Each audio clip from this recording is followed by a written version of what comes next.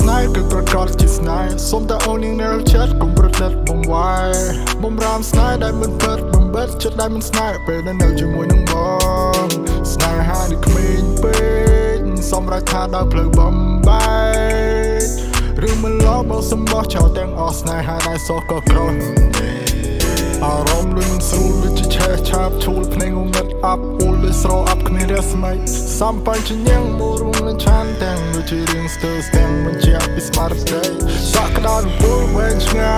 យរឿងវែងឡាយដូចទឹកទន្លេអត់តបនដល់បរិសុទ្ធសន្មន់ថាចំនៅដៃបងសរសេរ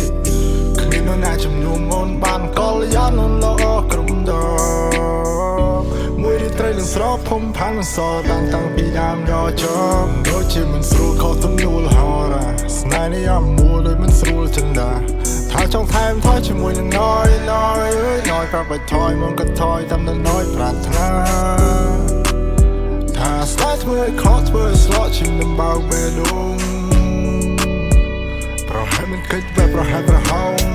អំបិនមួយដើមតាតែសំនេតុងក្រនមកពេលគូកប់ចិត្តសង្ឃឹមថាអូនបដោស្នាមញញឹមមានក្តីសង្ឃឹមនៅក្នុងជីវិតបើអូនកាត់តែខឹងវានឹងខុសវានឹងខាត់កំហឹងតកំហត់ជ្រុលជ្រុលបោដូចវិសាច់បញ្ជាក់ការស្រឡាញ់គុំកំដាច់គុំកំណា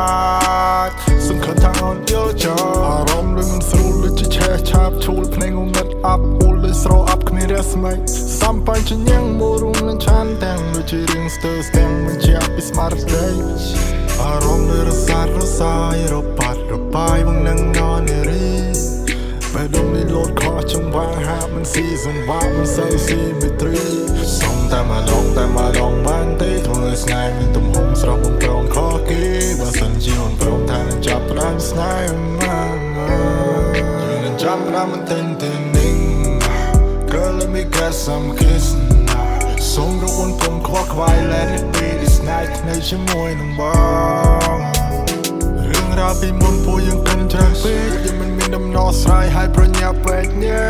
បងធន់ថប់មិនត្រូវការអ្នកប្រកែកទៅពេលដែលបងអបសុខត្រូវការចែករំលែកអារម្មណ៍ដូចមិនស្រួលដូចជាឆេះឆាបឈូលភ្នែកងឹតអាប់អ៊ូលដូចស្រោអាប់គ្មានរស្មីសំបញ្ញញ៉ាំងមករួមនឹងឆានទាំងដូចជារឿងស្ទើរស្ទាំងមិនជាពីស្មារតីសក់ក្តៅដូចពូលវែងឆ្ងាយរឿងវែងឡាយដូចទឹកទន្លេអត់តបនដល់បរិសុទ្ធសន្មន់ថាចំនៅដៃបងសរសេរ